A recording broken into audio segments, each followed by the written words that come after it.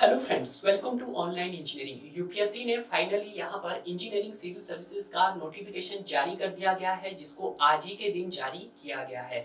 ये वीडियो और ये नोटिफिकेशन उन सभी स्टूडेंट्स के लिए काफी इंपॉर्टेंट है जिन्होंने अपना टारगेट इंजीनियरिंग सिविल सर्विसेज 2023 रखा है। तो आइए बात करते हैं इस नोटिफिकेशन की। अगर हम इस नोटिफिकेशन के नंबर की बात करते हैं तो इसका नंबर है आपके पास 1/2023 इंजीनियरिंग। अगर बात की जाए इसकी रिलीज डेट की तो इसको रिलीज किया गया था आज ही के दिन आपका 14/9/2022 को। अगर हम बात करते हैं last date for submission of application की, यानी कि आपके फॉर्म भरने की जो अंतिम डेट रहेगी यहाँ पर वो रहेगी 4 अक्टूबर 2022 को। इंजीनियरिंग सर्विसेज एग्जाम 2023 यहाँ पे आपके पास कमीशन वेबसाइट भी दिया गया है, आप वहां पे जाके भी आप अपने फॉर्म का लिंक चेक कर सकते हो www.upsc.governmentin।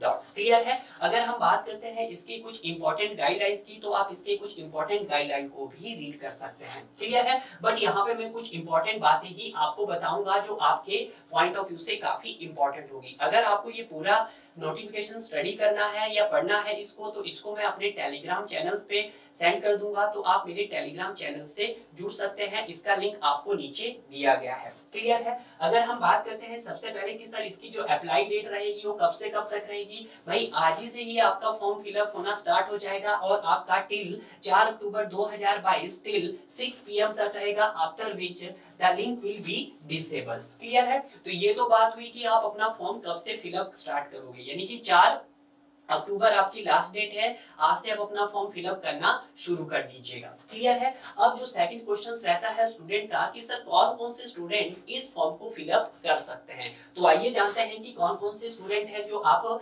इंजीनियरिंग सिविल सर्विसेज का फॉर्म फिलअप कर सकते हैं। तो यहाँ पे जो टोटल 4 कैटेगरीज के लोग हैं जो इस फॉर्म को फिलअप कर सकते हैं। सबसे पहली जो कैटेगरी आती है ऐसे स्टूडेंट जिन्होंने सिविल इंजीनियरिंग में बीई और बीटेक की डिग्री की हो या वो फाइनल ईयर्स का स्टूडेंट होना चाहिए। क्लियर है। दूसरी कैटेगरी में आते हैं ऐसे स्टूडेंट जिन्होंने मैकेनिकल इंजीनियरिंग में बीई और बीटेक की डिग्री की हो या फाइनली ईयर का स्टूडेंट होना चाहिए। क्लियर है। उसी तरह से हम बात करते हैं कैटेगरी 3 जिसमें बात की जाती है आपके इलेक्ट्रिकल स्टूडेंट की, और कैटेगरी 4 में आते हैं इलेक्ट्रॉनिक्स एंड टेलीकम्युनिकेशन इंजीनियरिंग वाले स्टूडेंट। तो ये एक बहुत सुनहरा अवसर है, आप जल्दी कीजिएगा। अगर आप भी टारगेट रखे हैं कि आप इंजीनियरिंग सिविल सर्विसेज में जॉब पाना चाहते हैं तो आज से ही अपना फॉर्म फिलअप करना शुरू कर दीजिएगा। क्लियर है। दूसरे नंबर पे बात ये आती है कि सर आपको ऐसे जब आप इंजीनियरिंग सिविल सर्विसेज इसकी जॉब पाते हैं तो आपको कौन कौन सी पोस्ट यहाँ पर दी जाती है। हालांकि मैं इस पे डिस्कस नहीं करूंगा क्योंकि अभी पोस्ट आपके लिए काफी इंपॉर्टेंट नहीं है,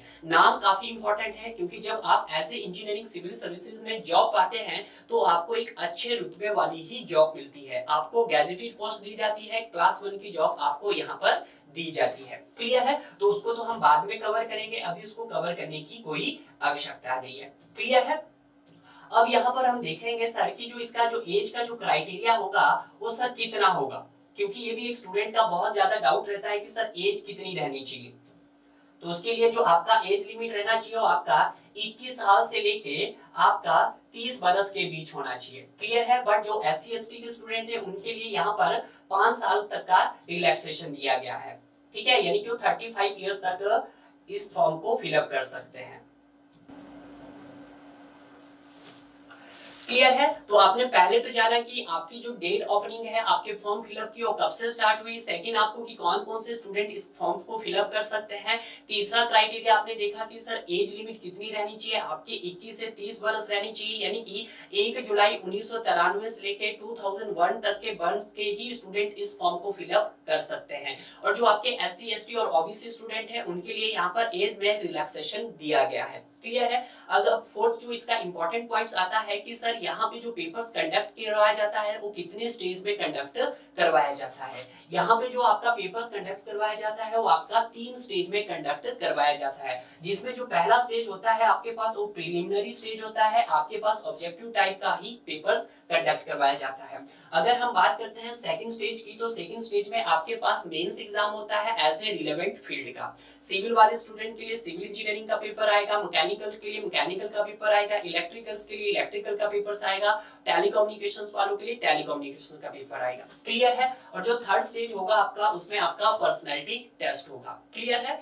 चौथा डाउट जो स्टूडेंट का रहता है कि सर ये जो 3 स्टेजेस में हमारे पेपर्स होते हैं ये कितने कितने मार्क्स के कंडक्ट करवाए जाते हैं। क्लियर है।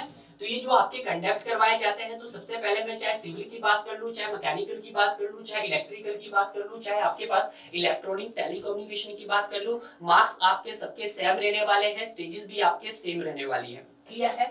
अगर हम बात करते हैं सिविल इंजीनियरिंग के, पहला जो पेपर्स यहाँ पे कंडक्ट करवाया जाएगा वो आपका जनरल स्टडी और आपके इंजीनियरिंग एप्टीट्यूड का पेपर्स कंडक्ट करवाया जाएगा, जिसमें आपके पास टोटल टाइम 2 आवर्स का रहेगा, यानी कि आपके पास 120 मिनट रहेंगे और 120 मिनट में आपको टोटल 200 मार्क्स के क्वेश्चंस को कवर करना होगा। क्लियर है। उसी तरह से अगर हम बात करते हैं सेकंड पेपर, तो सेकंड पेपर आपका एज ए सिविल इंजीनियरिंग होता है, जिसमें जो आपका ड्यूरेशन रहता है वो आपका 3 घंटे का रहता है, यानी कि 180 मिनट का रहता है, जिसमें मैक्सिमम मार्क्स आपके पास 300 रहते हैं। तो अगर मैं इन दोनों ही पेपर्स के मार्क्स को काउंट करता हूं तो ये दोनों मार्क्स बन जाते हैं आपके पास 500 मार्क्स के। जिस तरह से सिविल इंजीनियरिंग फील्ड का था, तो उसी तरह से आपके पास मैकेनिकल फील्ड का भी होगा। बस चेंजेस कहां आने वाले हैं कि जैसे ही आपका जो सेकंड पेपर होगा, सेकंड पेपर आपका एज ए रिलेवेंट फील्ड का होने वाला है। क्लियर है।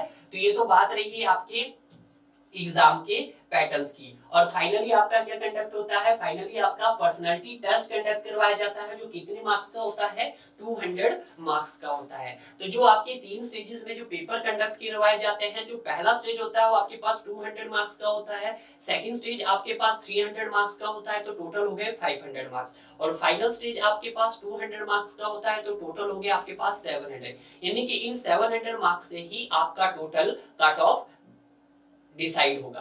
क्लियर है। तो जितनी भी यहाँ पर बेसिक डिटेल्स थी, उन सभी बेसिक डिटेल्स को हमने कवर किया है। और जिन भी स्टूडेंट ने अपना ईएससी का टारगेट 2023 रखा है, तो यार देरी मत कीजिएगा, लग जाइएगा। और वो समय आ गया है कि आपको कुछ नया करने का, क्योंकि जब तक आप किसी टारगेट को सेट नहीं करोगे तो तब तक आप कोई भी ड्रीम नहीं देख सकते हैं। ड्रीम सपने वो होते हैं जो आपको जाग के देखने हैं, सपने वो नहीं देखने हैं कि नींद में सपने देख रहे हैं। तो जल्दी कीजिएगा। अब तो यार आपका फाइनली, चाहे गेट की बात कर लो, चाहे आप इंजीनियरिंग सिविल सर्विसेज की बात कर लो, दोनों की ही एग्जाम डेट की ओपनिंग डेट आ चुकी है। तो अगर आपने अभी तक गेट का फॉर्म फिलअप नहीं किया है तो आप गेट का फॉर्म भी फिलअप कर सकते हैं। और अगर आपने इंजीनियरिंग सिविल सर्विसेज को टारगेट किया है तो उसका ओपनिंग डेट तो आज से ही स्टार्ट हो गया है डियर।